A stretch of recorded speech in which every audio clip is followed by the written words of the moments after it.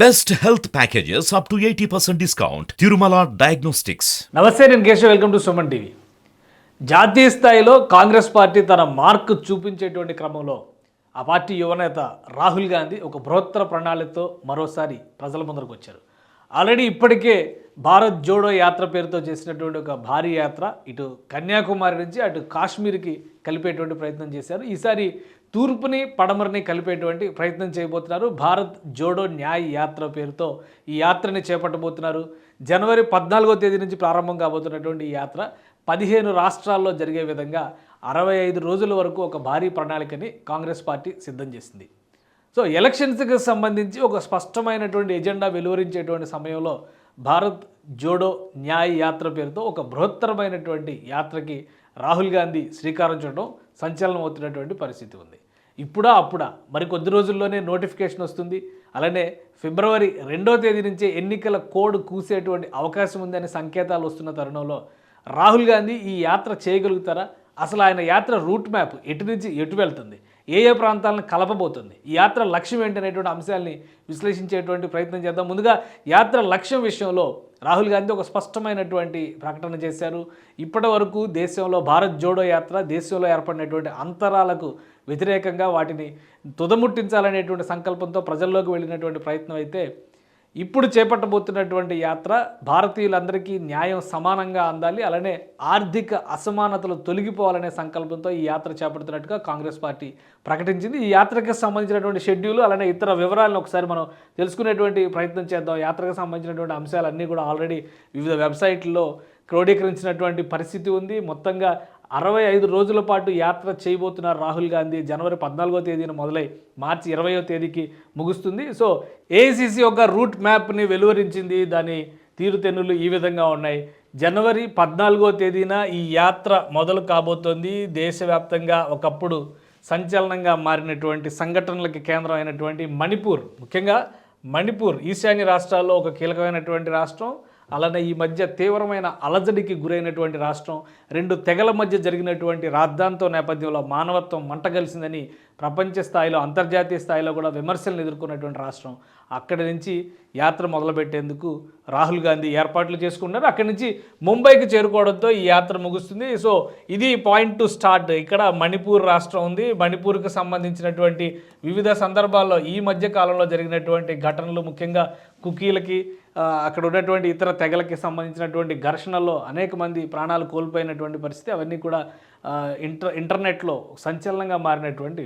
So అక్కడి నుంచి ఏ రాష్ట్రం దిశగా వెళ్ళబోతున్నారు? మణిపూర్లో మొదట 107 కిలోమీటర్ల ప్రయాణం చేయబోతున్నారు రాహుల్ గాంధీ. మణిపూర్ రాజధాని ఇంఫాల్ నుంచి యాత్ర ప్రారంభమవుతుంది. అక్కడి నుంచి పక్కనే ఉన్నటువంటి నాగాలాండ్ రాజధాని కోహిమాకి వెళ్ళడం ద్వారా, కోహిమా అంటే అది కూడా చాలా ముఖ్యమైనటువంటి సిటీ, ఎందుకంటే మనం ఇండియన్ హిస్టరీలో ముఖ్యమైనటువంటి నగరంగా దీన్ని చెప్పుకుంటాం. ఆజాద్ హిందూ ఫౌజ్ అక్కడే అడుగుపెట్టింది. నేతాజీ సుభాష్ చంద్రబోస్ సైన్యం భారత్లో అడుగుపెట్టింది అక్కడైనటువంటి మాట చెప్తారు. ఇక ఈశాన్య రాష్ట్రాల్లో అది కూడా చాలా ముఖ్యమైనటువంటిది. ఇక్కడి నుంచి చూస్తే ఈ కోహిమా నుంచి ఈ విధంగా ముందుకు వెళ్ళడం ద్వారా అస్సాంలోకి ప్రవేశిస్తారు. అస్సాం నుంచి అరుణాచల్ ప్రదేశ్ ఈటానగర్కి వెళతారు. అక్కడి నుంచి అస్సాం అంటే ముఖ్యమైనటువంటి నగరాలు గౌహతి, డిస్పూర్, ఇవన్నీ రాజధాని ప్రాంతాలు. ఇవన్నీ దాటుకుంటూ కూచ్బెహార్ మీదుగా పశ్చిమ బెంగాల్లో ప్రవేశిస్తుంది ఈ యాత్ర.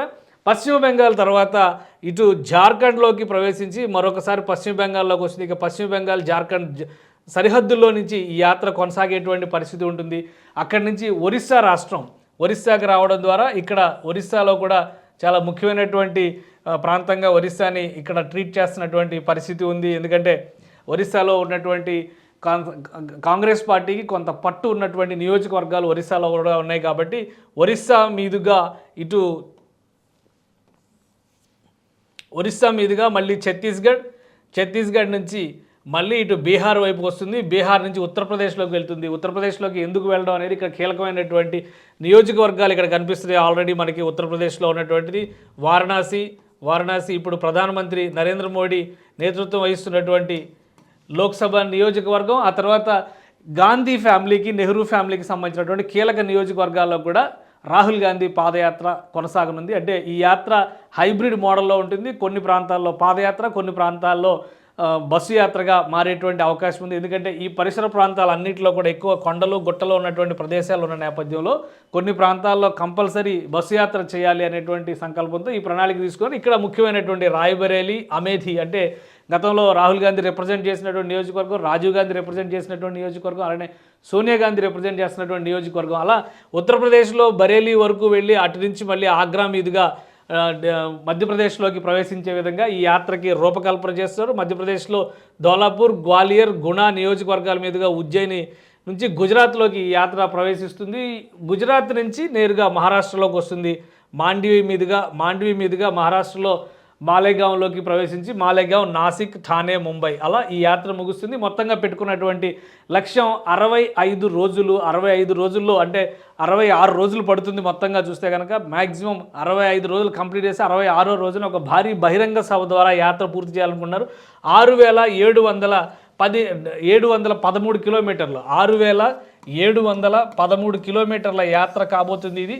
సో దేశవ్యాప్తంగా కూడా ఒక ప్రాధాన్యం ఉన్నటువంటి యాత్రగా మారేటువంటి అవకాశాలు ఉన్నాయి. ఈ అంశాలన్నింటినీ దృష్టిలో ఉంచుకునే దీనికి ఒక ప్రత్యేకమైనటువంటి సంకల్పాన్ని తీసుకున్నటువంటి పరిస్థితి. దేశంలో ఉన్నటువంటి డిస్పారిటీస్, ప్రధానంగా ఆర్థిక అసమానతలకి వ్యతిరేకంగా కాంగ్రెస్ పార్టీ చేయబోతున్నటువంటి సమరం ఇది. ఈ సమరం దిశగా తూర్పు నుంచి పూరబ్ और పశ్చిమ అంటారు హిందీలో, అదే తరహాలో తూర్పు నుంచి పడమరకి వచ్చి ఈ రెండు ప్రాంతాలను కలపడం ద్వారా ప్రజా చైతన్యాన్ని తీసుకొస్తామనేటువంటి మాటని రాహుల్ గాంధీ చెబుతున్నారు. ఏఐసిసి దీనికి తగ్గట్టుగా ఒక కార్యాచరణని ప్రకటించింది. అయితే జనవరి 22వ తేదీన అయోధ్యలో రామ మందిరం ప్రారంభం తర్వాత ఏ క్షణమైనా ఎన్నికల నోటిఫికేషన్కి వెళ్ళేటువంటి అవకాశాలు ఉన్నాయనేది కేంద్రం నుంచి వస్తున్నటువంటి, ఢిల్లీ వర్గాల నుంచి వస్తున్నటువంటి సమాచారం. ఈ నేపథ్యంలో రాహుల్ గాంధీ యాత్ర పూర్తిగా సాగుతుందా లేదా ఎన్నికల కోడ్ వచ్చేటువంటి క్రమంలో ఈ యాత్రకి బ్రేకులు పడేటువంటి అవకాశాలు ఉంటాయా అనేది ఒక సస్పెన్స్ అయ్యేటువంటి పరిస్థితిగా కనిపిస్తుంది. కానీ ఓవరాల్గా కాంగ్రెస్ పార్టీ చేసుకున్నటువంటి ఏర్పాట్లు మాత్రం 66 రోజులకు తగ్గట్టుగా ఒక ప్రణాళికను సిద్ధం చేసుకుంది. మిగతా కార్యాచరణ అంతా పార్టీలో సీనియర్ నేతలు చూస్తారు. రాహుల్ గాంధీ మాత్రం ఈ హైబ్రిడ్ యాత్ర ద్వారా ప్రజల మధ్య ఉండేటువంటి అవకాశానికే ప్రాధాన్యం ఇస్తున్నారు. ఎందుకంటే మొదటి తరం చేసినటువంటి భారత్ జోడో యాత్ర మంచి ఫలితాలను ఇచ్చిందనేటువంటి అభిప్రాయంతో కాంగ్రెస్ పార్టీ ఉంది. కాబట్టి ఈ భారత్ జోడో న్యాయ యాత్ర కూడా అదే తరహాలో రాబోయేటువంటి 2024 ఎన్నికలకి ఒక స్పష్టమైనటువంటి క్లారిటీ ఇచ్చేటువంటి యాత్రగా మారుతుందని కాంగ్రెస్ పార్టీ వర్గాలు ఆశిస్తున్నాయి.